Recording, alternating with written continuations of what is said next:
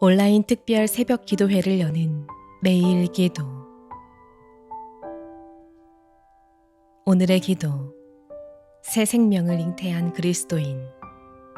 예수께서 이르시되 내가 진실로 진실로 너희에게 이르노니 인자의 살을 먹지 아니하고 인자의 피를 마시지 아니하면 너희 속에 생명이 없느니라.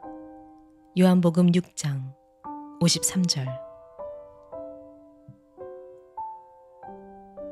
그리스도인이 된다는 것은 예수님의 생명이 내 안에 잉태되는 것입니다. 예수님이 내 안에 사시는 것입니다. 그래서 예수님은 최후의 만찬에서 빵과 포도주를 나누어 주시며 이것이 주님의 몸과 피라면서 나를 먹고 마시라 하셨습니다. 임산부가 입덧을 하듯 새 생명을 잉태한 그리스도인은 그동안 자신이 좋아하고 쫓던 것을 싫어하고 그리스도가 좋아하고 쫓는 것을 뒤따르게 됩니다. 이것이 그리스도가 장성한 분량으로 자라는 것이며 거듭나는 것입니다. 주님, 내 안에 그리스도가 날마다 자라가길 기도합니다. 그리스도로 말미암아 삶이 변화되게 하옵소서. 예수님의 생명, 거듭난 생명, 영원한 생명을 풍성히 누리게 하옵소서. 예수님의 이름으로 기도합니다. 아멘. 한 번 더 깊이 묵상하며 기도하시기 바랍니다.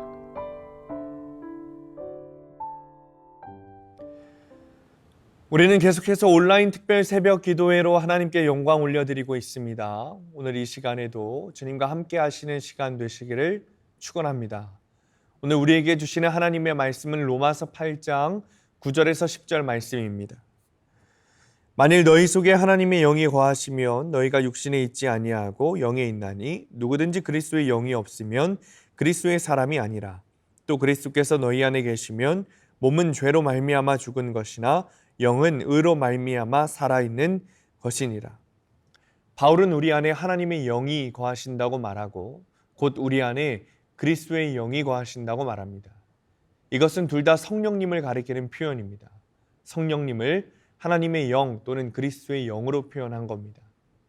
왜 어떤 곳에서는 하나님의 영으로 또 다른 곳에서는 그리스도의 영으로 표현할까요? 일반적으로 우리 안에 거하시는 분은 성령님입니다. 고린도전서 6장 19절에 너희 몸은 너희가 하나님께로부터 받은 바 너희 가운데 계신 성령의 전인 줄을 알지 못하느냐 했습니다. 또 디모데후서 1장 14절에 우리 안에 거하시는 성령으로 말미암아 내게 부탁한 아름다운 것을 지켜라 했습니다. 그런데 성령님이 우리 안에 거하시기 때문에 성부와 성자께서도 우리 안에 거하시는 겁니다. 로마서 8장 10절에 또 그리스도께서 너희 안에 계시면 몸은 죄로 말미암아 죽은 것이나 영은 의로 말미암아 살아있다. 또 에베소서 2장 22절에 너희도 성령 안에서 하나님이 거하실 처소가 되기 위해 그리스도 예수 안에서 함께 지어져 가느니라 했습니다. 왜 성경은 어떤 곳에서는 성령님이 그리고 다른 곳에서는 성부와 성자가 성도 안에 거하신다고 말할까요? 이유는 이겁니다. 성부, 성자, 성령님이 한 하나님이시기 때문이죠. 성부, 성자, 성령은 삼위일체 하나님이시기 때문입니다. 요한복음 14장 10절에 내가 아버지 안에 거하고 아버지는 내 안에 계신 것을 네가 믿지 아니하느냐 했습니다. 그래서 성령님이 우리에게 오신 일은 곧 성부와 성자께서 오신 일입니다. 그렇다면 우리는 어떤 사람입니까? 우리 안에 하나님이 거하시는 사람입니다. 우리는 이런 상황에서 이 사실을 생각해야 합니다. 첫 번째는 죄가 우리를 유혹하는 상황에서 이 사실을 생각해야 합니다. 하나님의 성전인 우리의 몸을 죄로 더럽히지 말아야 한다는 것을 생각해야 하는 거죠. 두 번째는 구원의 확신이 흔들릴 때 이 사실을 생각해야 합니다. 하나님께서 우리 안에 거하신다는 것은 하나님께서 우리를 책임지신다는 뜻입니다. 하나님께서 우리를 책임지시기 때문에 아무도 우리의 구원을 방해할 수 없습니다. 하나님은 우리를 구원하시는 일을 포기하지 않으실 것이고 또 실패하지도 않으실 것입니다.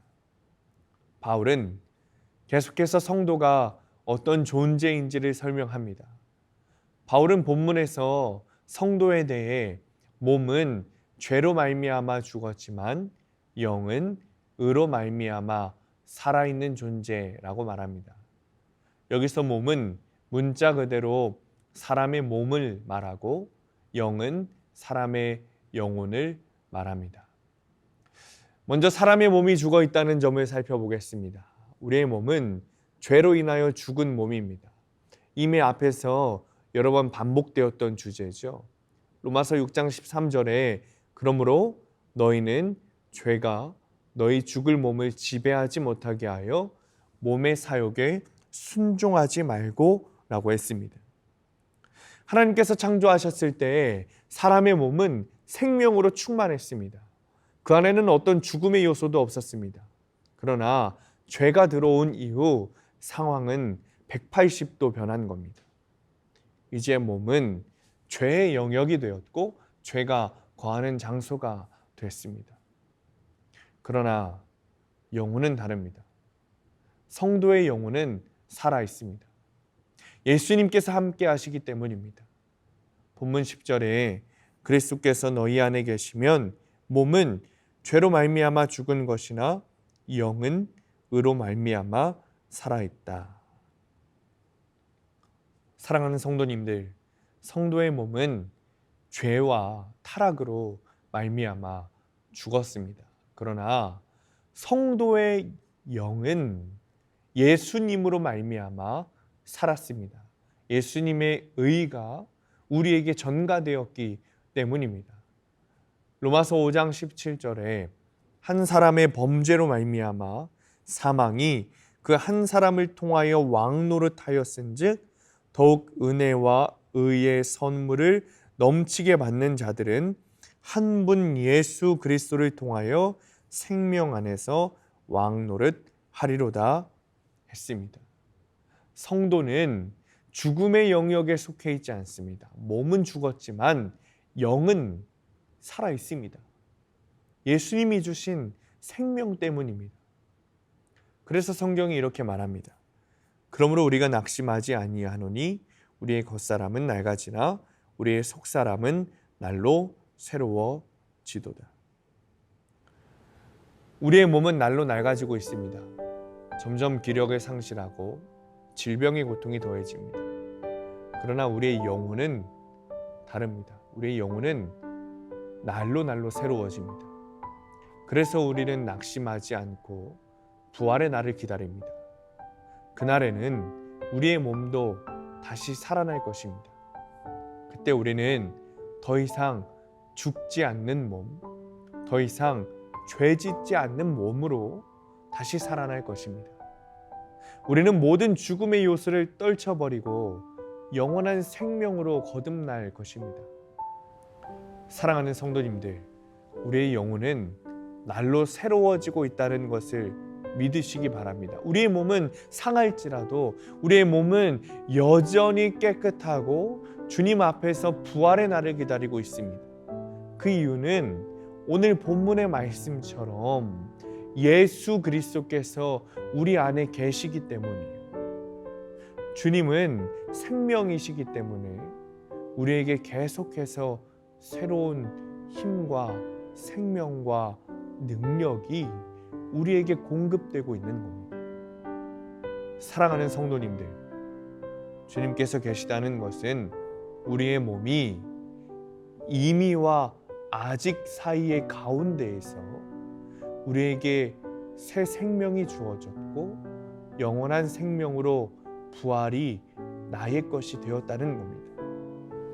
우리의 영이 주님으로 인해 살아났다는 사실을 믿으시고 우리 안에 계신 주님을 모시고 동행하겠다는 결단을 매일매일 하시는 성도님들 되시기를 축원합니다. 기도하겠습니다. 주님 감사합니다. 아버지, 우리는 죄로 말미암아 몸은 죽었지만 예수 그리스도로 인하여 다시 새로 살아났고 생명이 우리 안에 거하고 있음을 깨닫습니다. 하나님, 그 사실을 매일매일 우리가 깨닫기 원합니다. 우리는 연약하여서 여전히 육신의 연약함으로 죄를 지으며 살고 있지만 하나님, 매일매일 우리 안에 계신 주님의 영으로 말미암아 깨닫고 새롭게 되어서 하나님, 육신이 우리를 지배하는 것이 아니라 우리 안에 살아계신 그리스도의 영이 우리의 삶을 인도하고 이끌어가는 우리가 되도록 축복하여 주옵소서. 매일매일 주님과 동행하게 하실 줄 믿사오며 예수님의 이름으로 기도합니다. 아멘.